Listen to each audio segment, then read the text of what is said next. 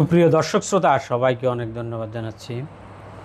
আজকেও উত্তরায় যে মর্মান্তিক যে বিমান দুর্ঘটনায় যে ছোট ছোট বাচ্চারা নিহত হয়েছে তাদের পরিবারের প্রতি সমবেদনা জানিয়ে শুরু করছি।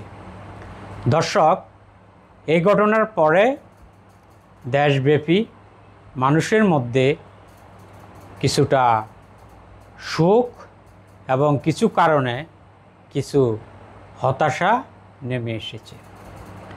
যদিও অ্যাক্সিডেন্ট হচ্ছে অ্যাক্সিডেন্ট, এখানে কারো কোনো হাত নাই, তবে কোনো বড় দুর্ঘটনার পরে কারো এখানে কোনো ছিল কি না, কোনো উইকনেস ছিল কি না, মানুষ এটা নিয়ে ক্রিটিসিজম করবে, এটা হচ্ছে স্বাভাবিক।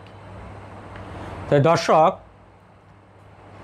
যেদিন দুর্ঘটনা ঘটেছে তারপরে আশা ছিল যে পরের দিন পরীক্ষা স্থগিত করবে, কিন্তু তারা পরীক্ষা স্থগিত করেছে ঠিকই, সেটা জানা গেছে হচ্ছে রাতে 3টা বাজে। পরবর্তীতে আমরা দেখেছি যে এটার জন্য পরে সচিবকে প্রত্যাহার করা হয়েছে। এবং আরেকটা বিষয় হচ্ছে যে প্রধান উপদেষ্টার যে ত্রাণ তহবিলের জন্য যে টাকা কালেক্ট করার যে অ্যাড্রেস আছে, এটা তারা দিয়েছে হচ্ছে যে আহত এবং নিহতর জন্য সহায়তার জন্য।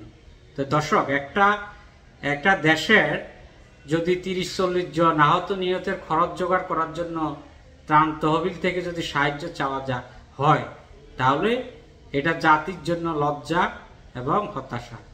কিন্তু পরবর্তীতে আমরা দেখলাম যে তারা এটাও প্রত্যাহার করেছে। এই জন্য এখানে একটা সমন্বয়হীনতা কাজ করেছে। অ্যাট দ্য সেম টাইম এই ঘটনাকে পুঁজি করে কিছু সরকার বিরোধী শক্তি দেশে একটা অশান্তি সৃষ্টি করার চেষ্টা করেছে এবং তাদেরকে তারা সচিবালয় ঢুকেও ভাইলেন্স করার চেষ্টা করেছে এবং তারাও একটা গোলা পানিতে মাছ শিকার করার চেষ্টা করেছে। এখানে সরকারকে আরো কঠোর হওয়ার জন্য বিভিন্ন রাজনৈতিক দল থেকে আহ্বান জানানো হয়েছে। তো আমরা দেখলাম যে সরকারের মধ্যে একটা ডিসিশন মেকিং এর একটা স্লো, এই জন্য এনসিপি সহ এটা অনেকে ক্রিটিসিজম করেছে।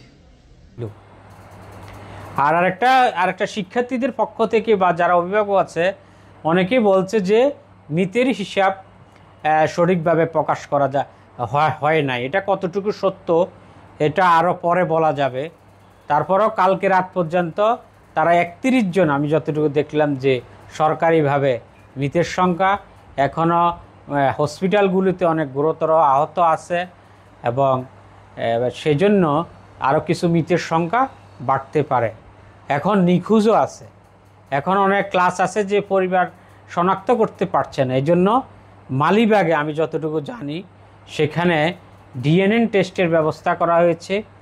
যাদের স্বজন আছেন পিতামাতা, তারা ডিএনএ টেস্ট দিয়ে ওখানে শনাক্ত করতে পারবে। আর আরেকটা যেটা কাজ হচ্ছে, যে আরেকটা প্রশংসনীয় কাজ হয়েছে যে আমিরে জামাত যে ডাক্তার শফিকুর রহমান তারা জামাতের দলের পক্ষ থেকে তাৎক্ষণিকভাবে 50 লক্ষ টাকা অনুদান দিয়েছে এবং ইবনে সিনার যে হসপিটালগুলো আছে সেখানে তারা ফ্রি করে দিয়েছে চিকিৎসা।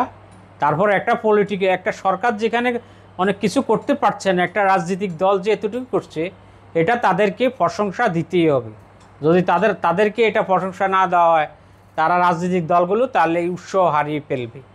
এই জন্য বিএনপি সহ অন্য দলগুলো তাদের সাধ্য অনুসারে এগিয়ে আসা উচিত। তো দর্শক, রাজনীতি হচ্ছে মানুষের জন্য, এই জন্য মানুষের কল্যাণে যদি কিছু না করতে পারে তাহলে তো এটা দুঃখজনক। তো ডাক্তার শফিক যে কথা বলেছেন যে আমরা তাৎক্ষণিকভাবে 50 লক্ষ টাকা দেওয়ার কথা ঘোষণা করেছি, আমাদের আরও প্ল্যান আছে, আমরা বসবো আরও কি করা যায়। আর যেদিন এই ঘটনা ঘটেছে ওই দিন আসলে পলিটিক্যাল পার্টির অনেক লিডার অনেক সময় হসপিটাল গিয়ে রুগী দেখেছে, আবার অনেক সময় তাদের দলের অনেক নেতাকর্মী ছিল। এজন্য অনেক সময় সোশ্যাল মিডিয়াতে এটা নিয়ে সমালোচনা হয়েছে যে অ্যাম্বুলেন্স ঢুকতে পারছে না, যদিও এটাকে অনেকে স্বাভাবিকভাবে নিয়েছে যে যেখানে রোগীর আত্মীয় স্বজনরা তারা একটা পেসিমিজমের মধ্যে আছে, সেই ক্ষেত্রে এত নেতাকর্মীদের ভিড়, এটা আসলে একটা ভবিষ্যতে এটা একটা দৃষ্টিকটু বিষয় তাদের কাছে লেগেছে। ভবিষ্যতে আরও রেসপন্সিবল পরিচয় দিবে পলিটিক্যাল পার্টিগুলো, যে বিভিন্ন সেন্সিটিভ ইস্যুতে আরও কীভাবে সুন্দরভাবে ডিল করা যায়। তো আরেকটা কথা বলবো, এটা হচ্ছে যে সরকারকে আরও খুবই সেন্সিটিভ এবং দায়িত্বশীলতার ক্ষেত্রে এসব বিষয় ডিল করতে হবে। কোনো খুবই সুচিন্তিতভাবে কোনো সিদ্ধান্তহীন করা যাবে না। এর জন্য এনসিপিও কিন্তু সমালোচনা করেছে যে পরীক্ষা ফিসানো সহ তাদের যে কিছু নেগলিজেন্সির বিষয়ে, এবং আশা করি যে সরকার যারা আহত নিহত আছেন তাদের দায়িত্ব নিবে, এটা রাষ্ট্রের দায়িত্ব, এবং বাংলাদেশ বিমানকে আরও উন্নত সংস্করণের বিমান দিয়ে লোকালয়ের বাহিরে প্রশিক্ষণের ব্যবস্থা করতে হবে। দর্শক, তো এটা হচ্ছে সাধারণ মানুষের দাবি। তো সবাইকে অনেক ধন্যবাদ। আসসালামু আলাইকুম।